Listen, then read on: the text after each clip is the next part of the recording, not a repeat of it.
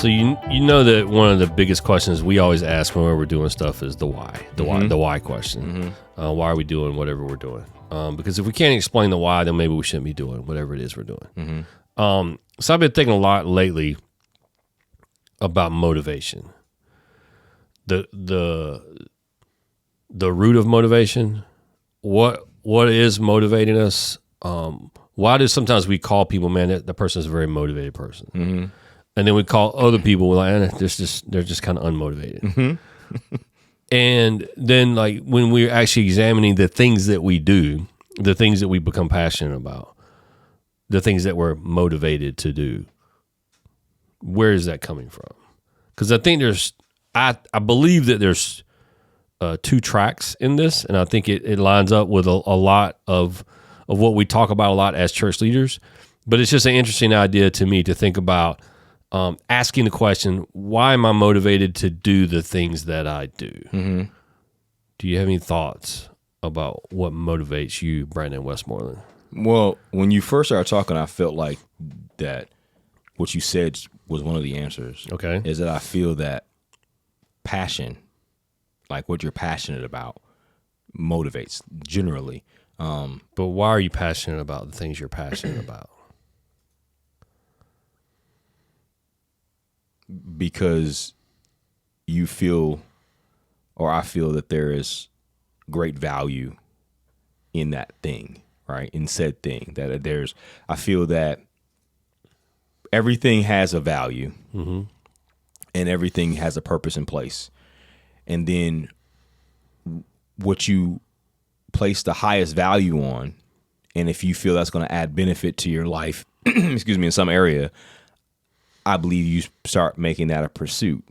And then I feel that some of those pursuits end up turning into your passion because you placed a value on it. But why did you place a value on it? Where did the value come from? Your valuation system. You have a system somewhere. Yeah, I guess I guess it'd probably be like, so how would I value this?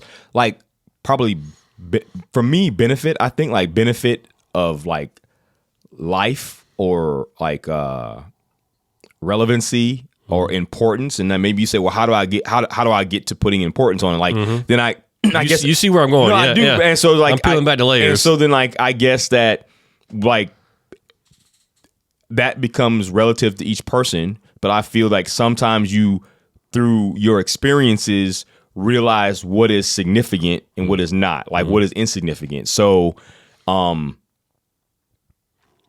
I don't know, like at one point I valued hanging out with my friends, right? Because I didn't really have a lot, because I had a lot of time. So then time was abundant, and so I was using my time. And so going to sleep, going to school, doing chores, they were not very significant to me uses of time. Right. Hanging out with my friends, I put a lot of value in that, because that felt more significant than the other things at that season.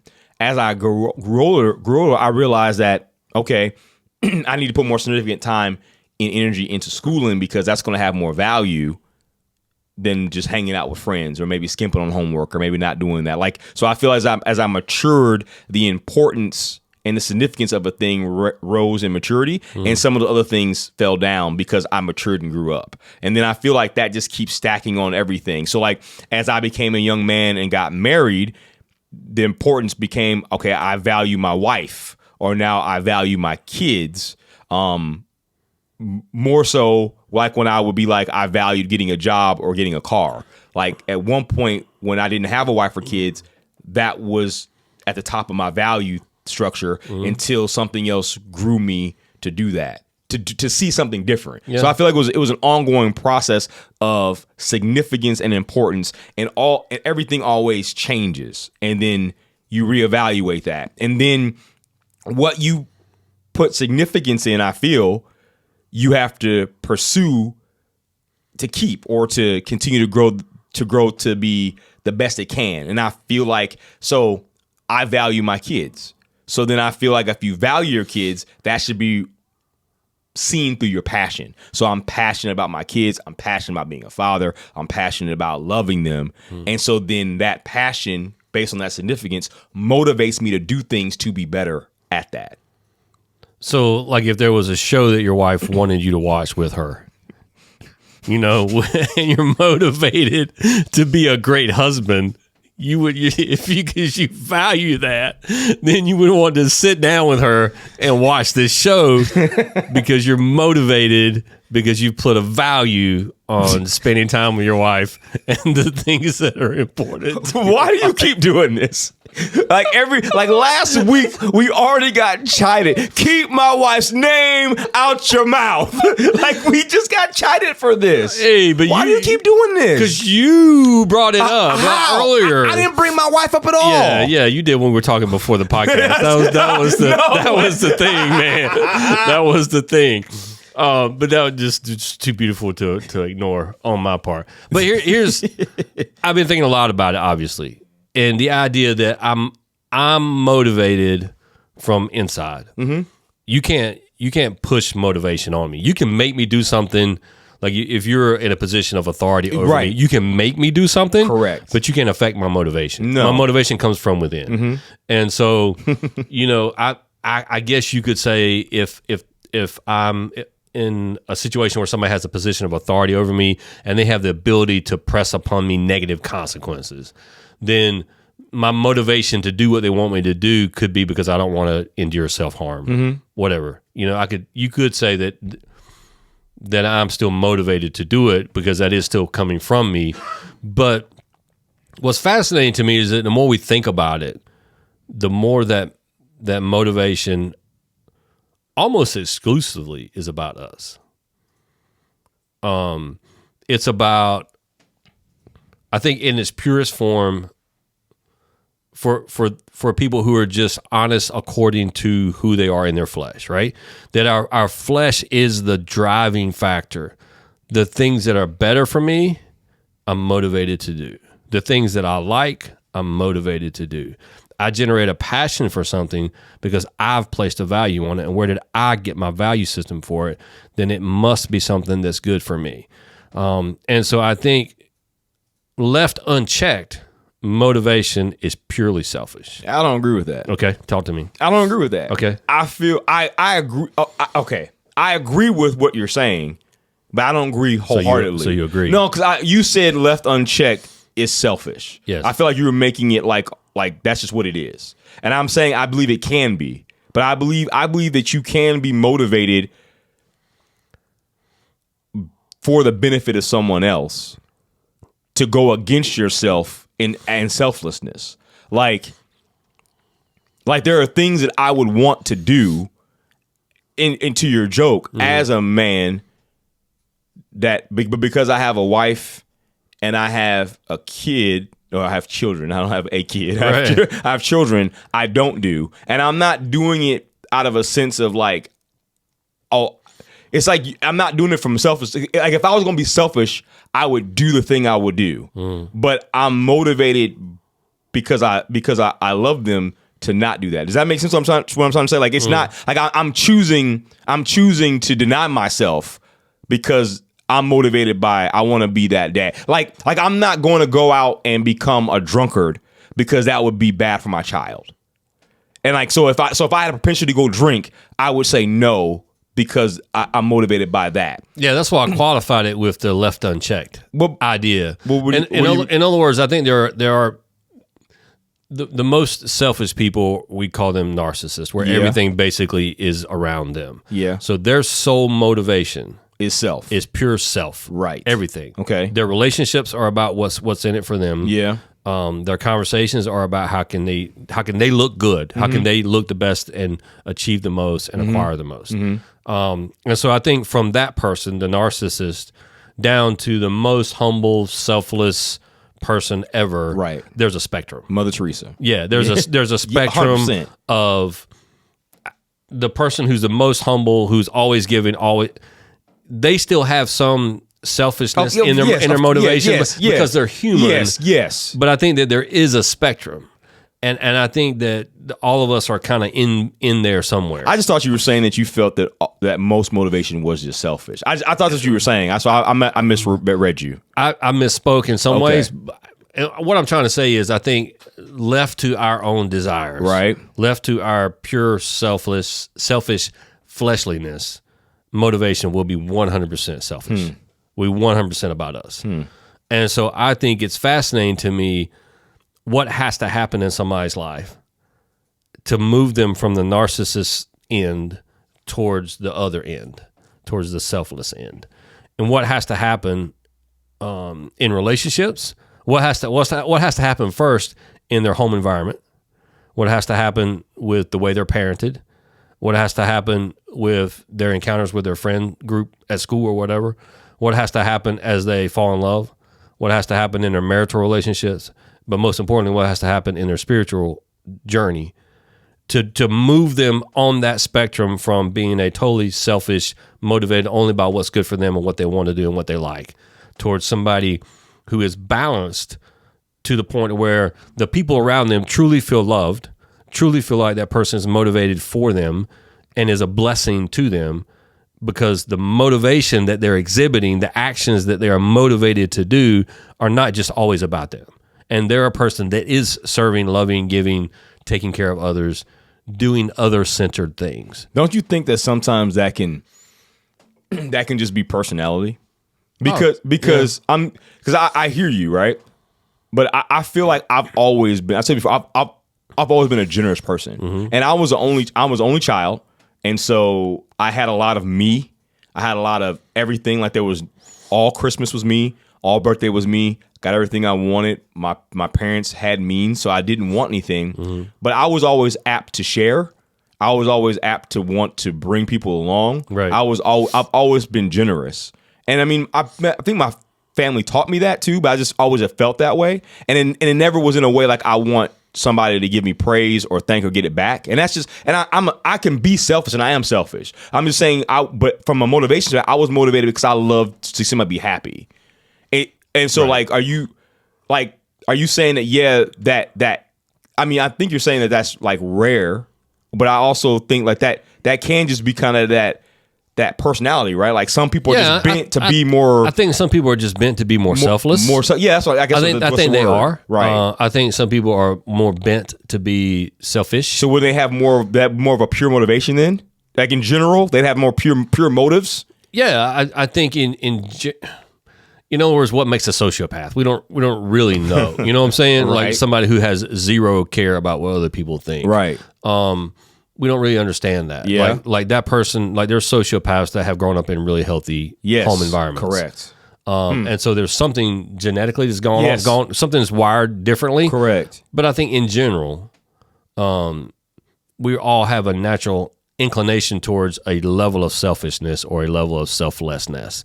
Yeah. But, Okay. But I think a a home environment where if you have parents who are pushing back against your selfishness and setting limits for you and helping you understand the value of serving and loving others, and then you can watch a kid grow. And you can see that take place in them. You know, they go from everything's mine to, you know, they're taught to share. And when you teach a kid to share, what you're teaching them is life is not all about you. Yes. And that other people matter. Yep. And sometimes you have to put others first. That's what you're teaching them when you're teaching them to share. And there's so much value in that because it has so much life application, and it helps move them on that spectrum from the narcissist to the selfless person. And I think I've been thinking a lot about that. Just obviously, I've got a young granddaughter who's 3, and I'm seeing her little personality grow and shape. And there's just a lot of energy there, and this vibrancy. And she's got a fantastic personality. And I'm watching my daughter and my son-in-law parent her, and what they're trying to do, and a lot of the things that they do to set guidelines and boundaries and directives for her, and how they encourage her, how they build her up, the places they give her to express her creativity and all that kind of stuff. It's shaping her along that spectrum of like her motivation to do things. Right now, she just wants to play, right? Yeah. This is what kids want to do at that age. And it's fine. But she has these other little girls that she's friends with. You know, she loves to run around here with Emmanuel. They just, you know, little friends that she already has, and she's learning how to negotiate life with other people. And she's learning how it can't always be about her. And sometimes she's very selfish. and sometimes she's very selfless. And it's that molding and that shaping that I see happening, where she's leaning more and more and more towards the selflessness, even at 3. Whereas if with her personality type, if she had just been left alone and there was never any guidelines for her, like she could have been very selfish, because she has a strong personality, and then that's the type of personality that over time will just bully people around. And so I've been thinking a lot about motivation for me personally. Like why am I motivated to do the things that I do? Where and I keep peeling back the layer of, okay, well, I'm motivated to spend time with my wife because I love her. Well, but why? Like is it? I'm trying to ask myself the question: is there something in it for me? And I'm trying to ask myself that question over and over and over again to try to see how pure my motivation can actually be. Because I want it to be pure. I want it to be selfless. I want it to be at a place where God will look at my motivation and be pleased, as somebody who wants to please Him. And I'm finding it harder and harder and harder to really nail down sometimes, okay, why am I motivated to do that? Or why am I finding it that I'm avoiding this and I'm not motivated to do that? Is there something broken in me? Is there something that's wrong with me that's keeping me from maybe doing something I should be doing? And I'm just not motivated to. I'm finding it a hard time to get motivation. We've been talking a lot with our staff about rest and the importance of that, and how stress and overwork can affect our motivation. And there could be something, we've even thought about this, there'd be something that we know is a good thing, something we should be excited about. The situation and the environment around it is really good, but when you don't feel motivated to do that, that there's something going on and something that needs to be addressed. So that whole idea of the motivation has been swirling around in my head, and trying to identify where am I on that spectrum from the narcissist to the selfless person. Yeah, it's difficult because I feel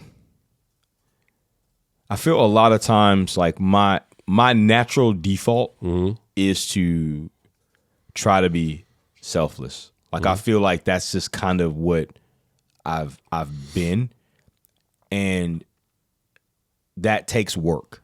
Like that takes intentionality to be like, okay, yeah, I'll do that. Or that's okay, sure, like do that. And then when you get into places of unhealth, like you said, not enough rest, not enough space, not enough bandwidth, it can lead to the other side to be like, okay, well, I feel like I want to be just more selfish. Like I don't want to do those type of things. Like I don't want to do that. I want to have it my way, and I want to protect my own self-interest. And I think that's what it is, like my own self-interest, the interests of others, considering others better than yourself. Like that's a very hard thing to do, right? Love your neighbor as yourself, right? And so I question that a lot as well, because obviously we're people of faith. And so my main motivation in life is to be more like Christ. So like that's my main motivation. And so before that, my main motivation was I want to be like my father. I want to be the type of man that he was raising me to be, and I was motivated really to live up to his standard and his expectation and the example he set, because I felt he set a pretty good example for what a man should be, right? In a lot of ways, some areas not so much, but we all fail, right? We're all humans, sure. And then that moved into Jesus being the ultimate human being, right? He walked the perfect life, and he's God incarnate. And so like, follow me as I follow Christ, as Paul said, and Jesus is that example. And so I'm motivated to be more like Christ. And so I do the same thing you do, and I question myself of like, why am I motivated to do this thing, or why am I not motivated? Like, are my passions aligned in the right areas? Because I do believe that passions drive motivation. Like they're the fuel. Right. And so are my passions in the wrong place? Is the wrong thing having too much significance, and am I not giving it the right significance? Like case in point, if you're going through a hard season in your marriage, are you not looking at it the right way? Like, are you not seeing it through the right lens? Do you not have the same perspective? Has it lost some of the significance that it has? And I think all of those things move back into passion, which would then make you be more motivated in that way to cultivate that. And so I question that when your parenting is waning, or when your work ethic is less than desirable. Has it lost its significance? Like, and then what is the standard, right? Like what is the standard of, if it's cutting the mustard or not? And so I definitely think asking the why, like why am I motivated to do that thing, or why am I unmotivated? I think that's something you have to ask. Yeah, and I think there's times where somebody could do what outwardly looks to be a selfish thing. Selfish? Okay, yeah. But actually is the best thing for other people. Okay. In other words, I shared at our staff meeting, we were talking about this idea of rest, and my cousin's daughter basically is like a niece to me, somebody I love deeply. She's redoing her bedroom, wants to have this built-in bookcase in her bedroom. I would love nothing more than to build it for her, but from a time perspective, I simply can't. And so, in my wife's conversations with her about the bedroom, I preempted where that kind of conversation has typically gone is that, well, Paul could build that for you, or I would say I could build that for you. Let me do that for you, because I would love to do that. But I also know in our conversations about rest and all that kind of stuff that we've been dealing with, and just my time availability, I simply don't have time to do it. And me taking it on would add a level of stress to me that would be unhealthy for all my relationships, because there would be pressure. My wife would be talking to me about it. She'd be reminding me I got to get to it, and it would introduce a level of stress and conflict where I just know it's unhealthy for all those relationships, because I don't want her to be frustrated, my wife or my cousin's daughter. I don't want her to be frustrated because I didn't get it done, or it's taking longer than it should, or that they want it to. And so it would hold everything up. And then there's this pressure on me, and then I become somebody who's not pleasant to be around. Or I become frustrated with the whole thing. Everybody's frustrated. And so ultimately it's better for everybody if she just finds somebody else to do it, if she just hires somebody to do it. And I gave her some advice on how to do that. And so on the outside, people could say, oh man, that's really selfish of you just to say, no, you're not going to do that. But really, when you consider all the factors in context of all the relationships involved, it actually is the best thing. And I think sometimes we can get so caught up in this idea, I need to serve others, that you give so much of yourself because you feel like that's what your motivation should be. And it should be. But there's also limits to what one person can do. Yes. And it's not purely selfish to say I need rest. It's not. It's not. It isn't. And so I think that's something that I want people to make sure they understand, that I'm not saying that you should always be motivated to do everything everybody else wants you to do in your life, because that's just exhausting. You simply can't do that. My dad told me when I went into the ministry, he said, just be careful about what you give people, because people will take as much as you'll give. They will. And he said, and then they'll always want more. And so I think finding that balance is what's key in understanding, okay, why am I motivated here? Why am I not motivated here? Is my motivation and the actions that follow my motivation, is it building relationships that are healthy? Or is there constant conflict with me and other people around me? And so then you got to reassess. Why? All right, so am I just taking on too much? And so I'm sure I'm not really able to follow through. And so I'm motivated correctly, but I'm just overacting on it. Or is it a situation where your conflict is coming because your motivation is selfish? Yeah, I think that we're tomorrow starts our weekend for preaching. Yes. Thursday night and then Sunday. One of the points I'm talking about is that we have to check our motivation. It's part of the story. We're talking about questions that Jesus asked. Okay. All right. And I think that that's something we have to all the time, that we sometimes are motivated by things that begin to be pure, probably had good intentions, but somehow we got off course because we never checked it again. And you're gone. You're way off course. And like you can be motivated to do a good job at work because you want to provide for your family, and that could be what you want to go to work for. Like I like you go to work.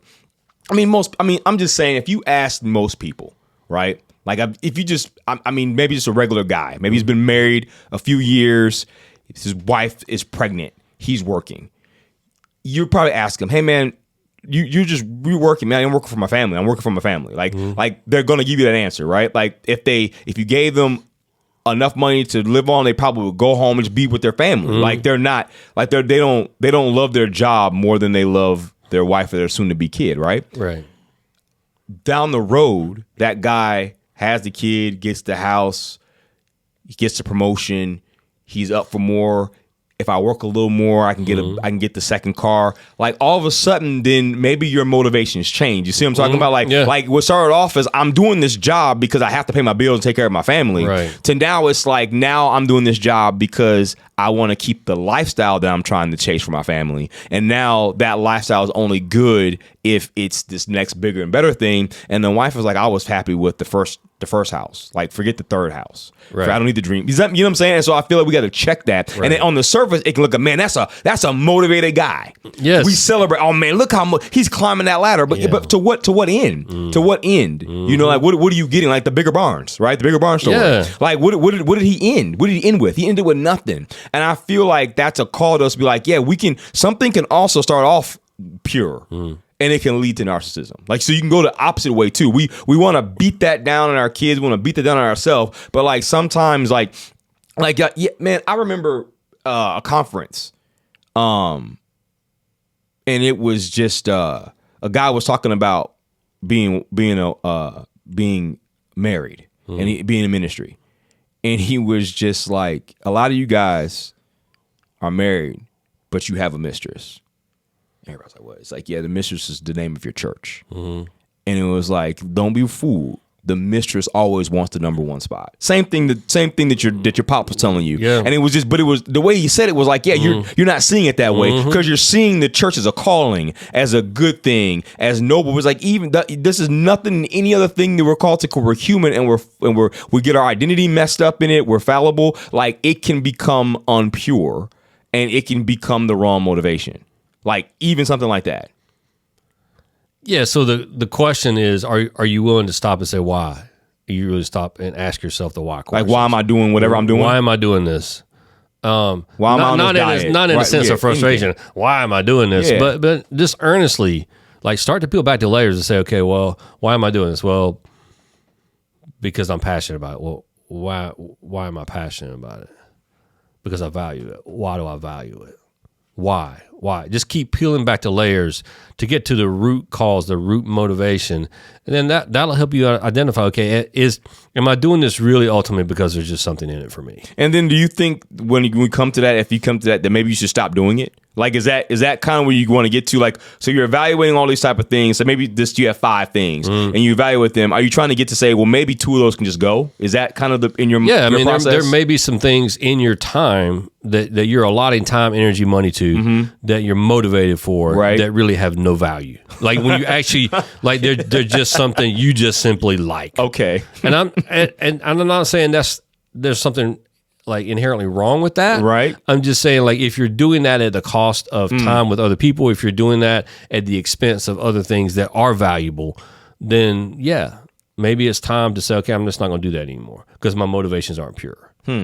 I'm gonna lean more over here because my motivations are pure here, but I just haven't been given it the energy and the focus that it needs and so, it deserves. How do you think somebody can really do that? Because I think what you said sounds a lot easier than it is to do because it really takes like I think that can actually be hard. So how do you think someone begins that journey to really check themselves? Like, do you think they can do that by themselves? Do you think they need to have a trusted friend, a spouse, a partner, somebody they could a coworker? I mean, just how do you think you go about beginning that process? Here's what I think. I think you can honestly, earnestly sit down and say, okay, where do I spend my time, my energy, and my money? Okay.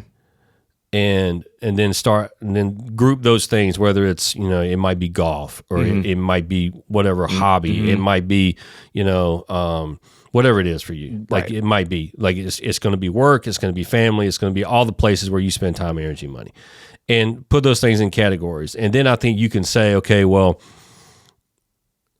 which one of these am I obviously spending more time, energy, and money on? Okay. Yeah. And start to prioritize it. Like, what is your actual living prioritizing? Not what you think you should prioritize. What is your actual expenditure of time, energy, and money prioritizing? And then I think you can ask yourself the question, okay, well, why am I doing that? Why am I prioritizing number one? Whatever's number one, why am I prioritizing that? And maybe you get to the root and you say, why? Well, okay, it's because I'm passionate about it. Why am I passionate about it? Where does that come from?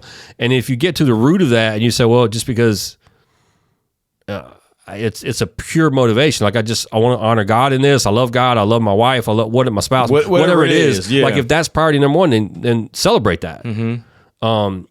But if you found out that there's other things that are priorities that really have extremely minimal eternal value, and there may be they may be number 2, number 3 on the list, and then there's something that's number 5 on the list. And when you get to the root cause of that, like that's something that really is good. Like there's value in that. I see you talking there's about something that. worth investing there. Yeah. And so maybe you want, once you understand your motivation, I got you. You want to shift that around. That's what happens, right? Yeah, you just say, okay, well, this has a better motivation, and like it's more pure, so it's more honoring to God. Yeah. And so let me prioritize See, that. I see the value we're doing now, because now what you're saying is that you really don't really just have 5. You might have a top 5, Right. But there really might be 20 things. Yes. And number 20 might need to be in the top 5, and number 5 might need to be kicked off the list. Exactly. And so that's a huge game changer. It is, because I hear what you're talking about. Yeah. I just know a lot of people do a lot of things that are a total waste of time if they actually would stop and think about it. Like some I'm not trying to start meddling, but Okay. I mean, some people will be like, they don't have time to read the scripture, or they don't have time. You're a fan. Why do you have to make that fan? I'm just saying. Like they don't have time to come to church. We're all busy, but I'm just Yes, you're right. Pastor. You're right, but it's just like and here's the deal, bro. I love this guy. You know, I love our elders. I love Jack. He has a camper. He has a camping affinity group, and I want him to get it. I'm not talking about like he's great, Yeah. but he works around that. Like I'm saying, he's great at that. Like he has an affinity group. He makes it a ministry. He takes other people out there. He gets away. Like he needs to do. It's a great thing. You know what I'm saying? So I'm not getting on people. They need a vacation. Once again, we're going to be talking about rest with our staff. We're going to talk with our church. We need to do that. But I'm also saying that we know there's a lot of people who will just prioritize the camper over everything, and over prioritize the vacation over everything else. Check out. And I think that makes sense. Is that like, no, there is time, and maybe you're just giving too much. I'm not saying you shouldn't use the camper. Like you got it. It's good. It can be a blessing. But like you're saying, reallocate that. Like you can find some time. Like, you know, for me, I could never say that I don't have any time to read my scripture. I listen and watch. I listen to stuff. I read stuff. I watch documentaries. I can take one show and put that on the Bible. You know what I'm saying? Like, so maybe when you do your time audit, you'll find that, right? You know, don't go to bed at 11, go at 10:30, get up 30 minutes earlier. That's the kind of stuff you're talking about, right? Right, Like exactly. it can be simple things.